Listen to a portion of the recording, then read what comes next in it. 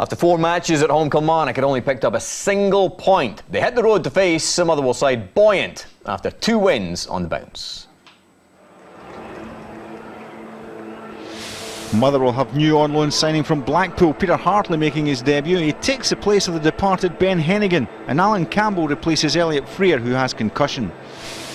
Kilmarnock are missing the injured Chris Boyd, so Eamon Brophy comes in for his first start to partner Lee Erwin in attack. Chris Burke starts ahead of Jordan Jones. Kilmarnock have won only 1 of their last 6 visits to Fir Park.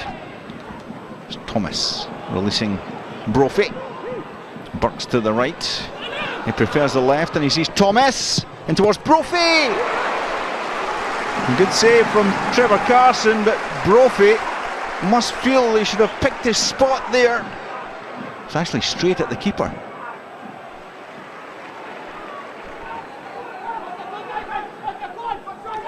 Cadden,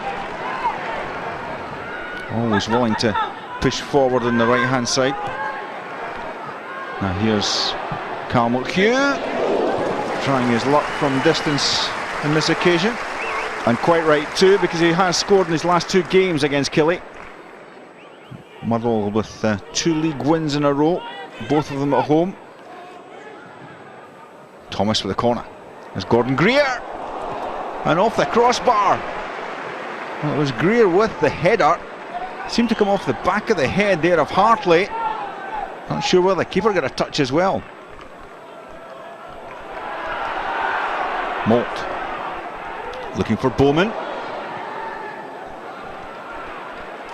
Moult again.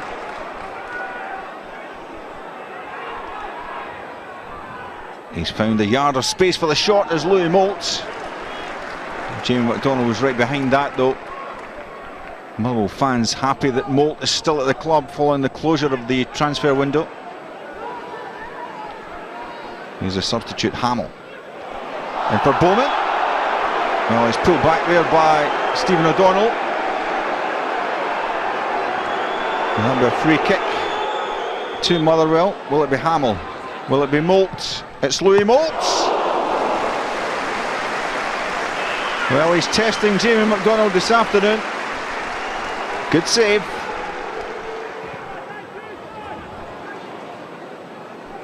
Tate up against O'Donnell, the 2 number 2s. No free kick. Richard Tate turning well. And break back for Moult. You were really expecting him to hit the target there. Louis Moult. Great opportunity on the volley. Gail Bigramana with Bowman. Moult takes it again. The cutback for Moult. Jamie MacDonald managed to grab that one before it crept over the line. Good reactions from the Killie keeper. Hamill. Bigramana. That's a lovely pass for Ryan Bowman. Motherwell break the deadlock. Lovely, delicate pass from the midfielder, and Bowman was there to make no mistake for his 4th goal of the season, his 2nd in 2 games. Now there's a bit of a rally from Kilmarnock here. Frizzell. O'Donnell. Parried away only as far as Taylor. He's grounded in the challenge there with Kipre. Killie looking for the penalty. Bobby Madden says no. Motherwell pressing again. Moult finding Cadden in towards Bowman. It looked an open goal, but the referee's pointed to the spot. He says penalty, judging that Bowman was taken out there by Wilson as he tried to make the connection. Moult with the spot kick, and Louis Moult with the goal, the 2nd of the afternoon for Motherwell. It's Moult's 5th goal this campaign. It's 3 goals in 3 games and his second from the penalty spot. To be honest, I'm not surprised by the spirit and the character in the team. That's what we tried to sign: boys that want to play here, boys that want to prove themselves and run themselves into the ground for Motherwell. And we've got a very good group of boys. We won't win every game, but I think the commitment's there for everybody to see. Certainly on paper, we're a force, but it's just getting them gelling together that the problem's been for the first. It's not about the home pitch. It's not about the home forum. We came away and after a bowling green our pitch today, and second half we started lumping it. So it's trying to get the players in the mindset to keep on passing it like we did first half. I think maybe a few doubts about Motherwell this season, but 3 wins on the trot and the Steelmen proving any doubters wrong for the moment, it seems, Michael, and plenty of steel from the Steelmen in evidence.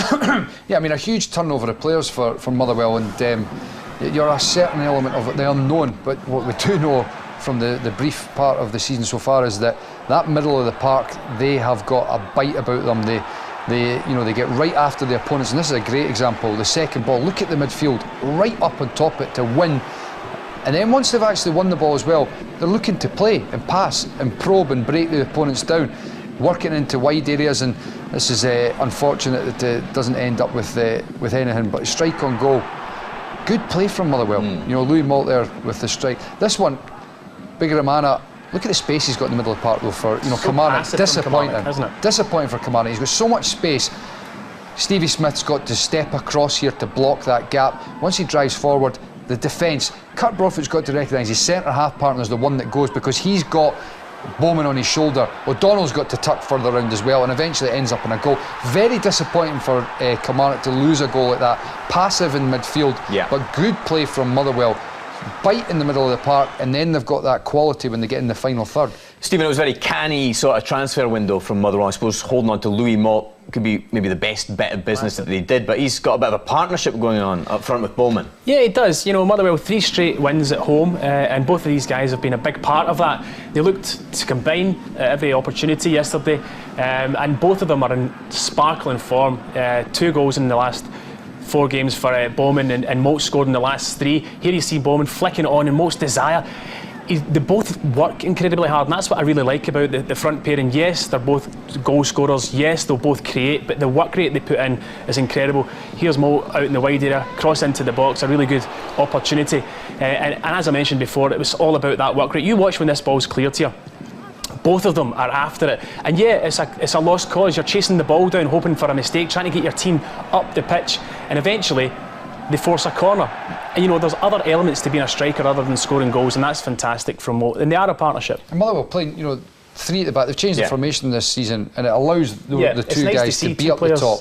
Being able to play as strikers up. The producer, as you know, likes a stat. He says this is Motherwell's best winning run since winning 5 in a row between February and April 2016. Conversely, Kilmarnock's worst winless run since going 6 without a win between February and April 2016. That's kind of spooky. Not good for Kilmarnock, Michael. No, it's not. It'll be concerning for Lee McCulloch, because the back end of last season I thought he made a really big impact at Kilmarnock, and it looked as if it was going to be a good season this year. I thought they've had a big turnover of players like Motherwell, except the big difference is it's gone in the opposite direction. Going away from home would give them a bit of a kind of freedom.